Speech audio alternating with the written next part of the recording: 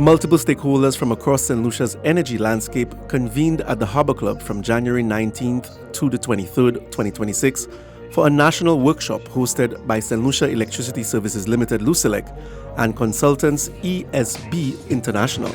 The gathering marked a significant step in developing the country's Integrated Resource and Resilience Plan, IRRP, a long-term blueprint to guide the future of the island's electricity sector in keeping with the new Draft Electricity Act. LUCELEC is developing the IRRP with technical support from ESB International and inclusive of feedback from these key energy sector stakeholders. The company's Chief Strategy Officer, Ian Peter, says the engagement will ensure the IRRP reflects the interest of all stakeholders in the country's energy sector.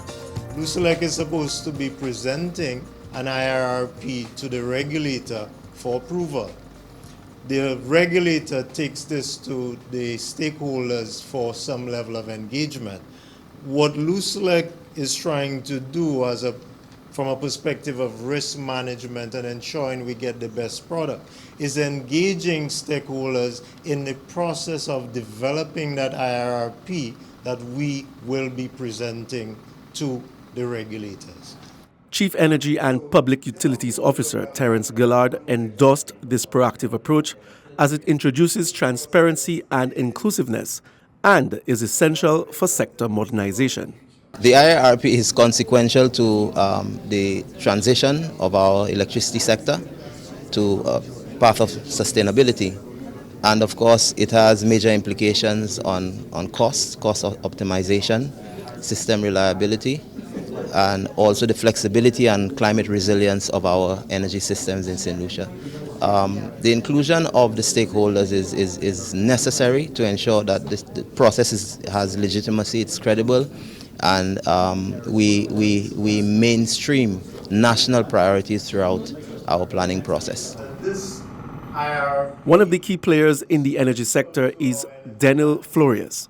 The founder of solar energy company Eco Carib welcomed the opportunity to have a say in his industry's future direction.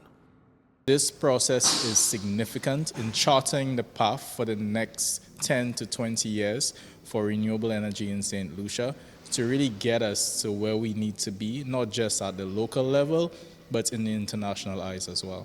Key thing is that with this, everybody knows what role they play. And that is very important. And that also speaks to development partners and investors as well. Because by having this IRRP process in place and actually having a specific guide to these development partners, getting access to capital for Saint Lucia to develop the renewable energy sector is not going to be a problem. Companies and some individual members. CARILEC Executive Director Dr. Cletus Burton applauds the collaborative approach to developing the IRRP. Not at the end of the process when everything is all done and dusted, but at the very beginning where it matters to get stakeholder views, opinions, inputs, concerns. So that feeds into the planning process and delivers a plan that speaks to the various requirements, needs and concerns of the various constituency groups on island and their requirements as well. Not just LUCELEC, not just governments, the regulators, but other critical stakeholders in the business sector and at large. And I will introduce Nikki Cord from ESBI. ESBI. LUCELEC System Development Engineer Abigail Charles from the company's planning department is the internal project manager leading the IRRP's development. She says the plan will be a 20-year roadmap for the country's energy sector. Integrated Resource and Resilience Planning is seeking out to set a strategic roadmap for the energy future of our country. They're done for all different countries. Specifically, we want to look at high-level goals including sustainability, reliability, and affordability. As part of our goals in doing this IRP, we want to ingrain reliability as a non-negotiable, while still balancing sustainability and affordability for all. On the left and Robert on the far left. Consultant Nicholas Cord of ESB International has worked in 120 countries and logged more than 50 years in the energy sector and breaks down the specific components of the IRRP. We look at what we need to deliver, the resources.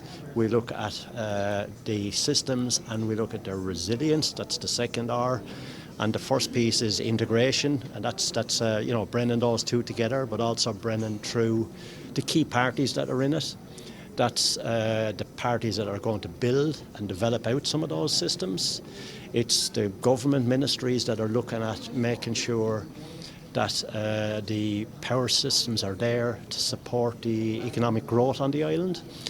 And the regulators, that's there, the utilities regulator have a role as well, where they're, if you like, looking to see that the system, or that whole process is being well managed, well implemented, and they'll regulate that and have their input into it.